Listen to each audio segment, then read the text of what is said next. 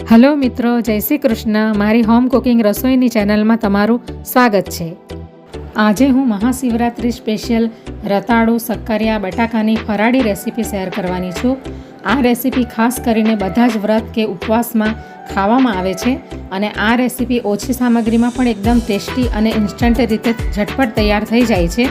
આ રીતથી તમારી ફરાળી રેસીપી એકદમ સરળ રીતે ઓછા સમયમાં અને ટેસ્ટફુલ બનશે.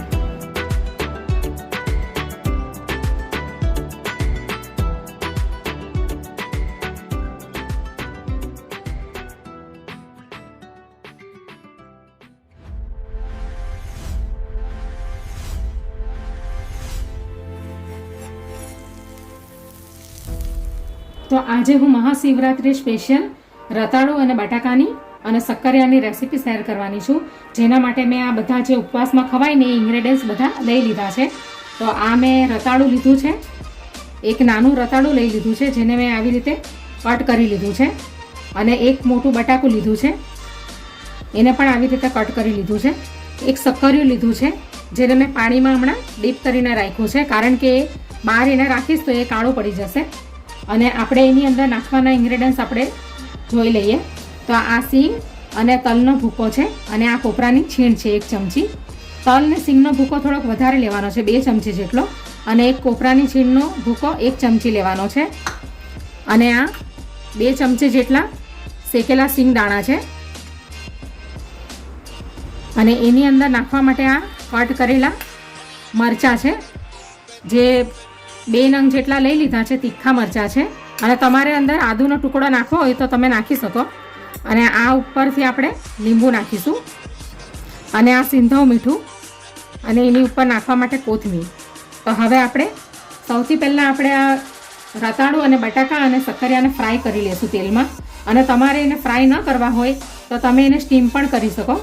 તો હવે તેલ ગરમ થઈ ગયું છે, તો હવે આપણે સૌથી પહેલાં શક્કરિયાને ફ્રાય કરીશું, જેને મેં બધા પાણીમાંથી કાઢીને કોરા કરી લીધા છે.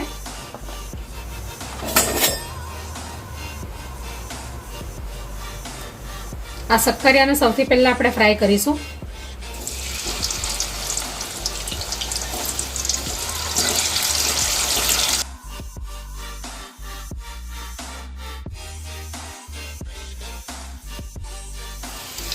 તો હવે શક્કરિયા ફ્રાય થઈ ગયા છે, તો હવે આપણે એને કાઢી લઈશું એક ડીશમાં. ટીશ્યુ પેપર પાથરી દઈશું એટલે એક્સ્ટ્રા ઓઇલ બધું નીકળી જાય. અને મેં આ સિંગ તેલનો ઉપયોગ કર્યો છે. તમે રાઈના તેલ સિવાય બીજા કોઈ પણ તેલનો ઉપયોગ કરી શકો. હવે આપણે રતાળુ અને બટાકાને ફ્રાય કરી લઈશું.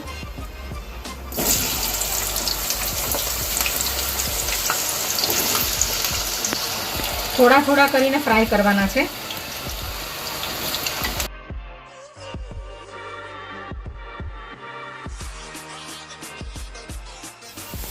તો હવે બટાકા અને રતાળુ પણ ફ્રાય થઈ ગયા છે, તો હવે આપણે એને પણ ડીશમાં કાઢી લેશું.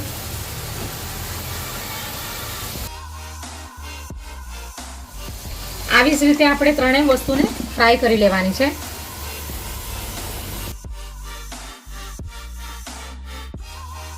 તો હવે ગેસ ઉપર કઢાઈ મૂકી દીધી છે, અને એની અંદર મેં એક મોટા ચમચા જેટલું તેલ લઈ લીધું છે. જે આપણે આ ફ્રાય કરેલું હતું ને એ જ તેલ લીધું છે મેં.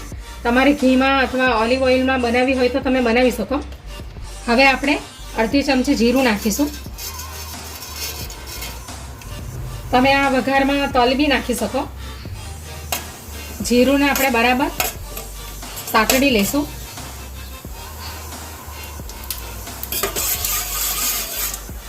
હવે આપણે એની અંદર આ કટ કરેલા મરચાં નાખીશું.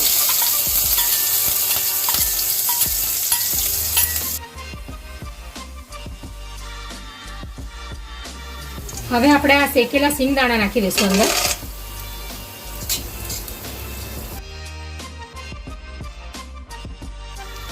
હવે આપણે એની અંદર આ જે ફ્રાય કરેલા રતાળુ અને બટાકા શક્કરિયા છે એ નાખી દઈશું આપણે.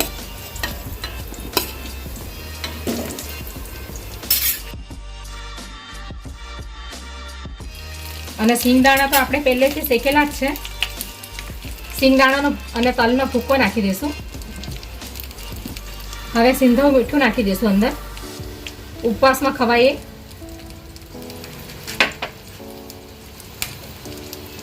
કાળા મરી છે વાટેલા, એ નાખી દઈશું થોડાક.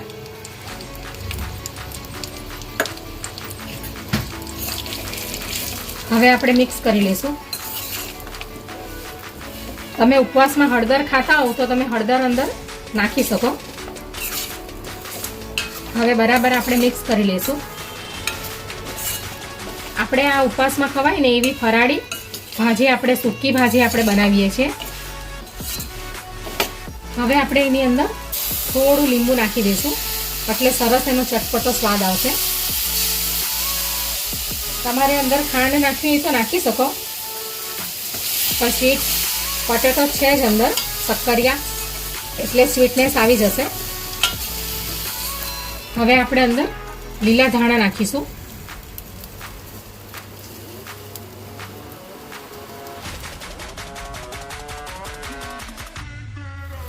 હવે આપણે એને 2 મિનિટ સુધી ઢાંકીને રાખશું.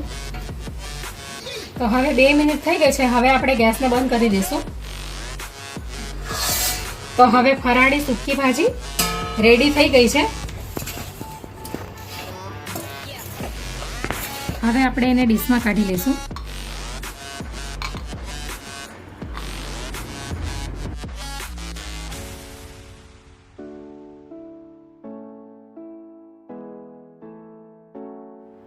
હવે આપણે એની ઉપર થોડી કોથમીર નાખી દઈશું. તો તૈયાર છે રતાળુ, બટાકા અને શક્કરિયાની સૂકી ભાજી, જેને આપણે ઉપવાસમાં ખાઈ શકીએ.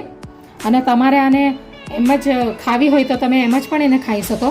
અને અગર તમારે એને રાજગરાની પૂરી અથવા તો સિંગોડાના લોટની પૂરી સાથે ખાવું હોય તો તમે એ રીતે પણ ખાઈ શકો.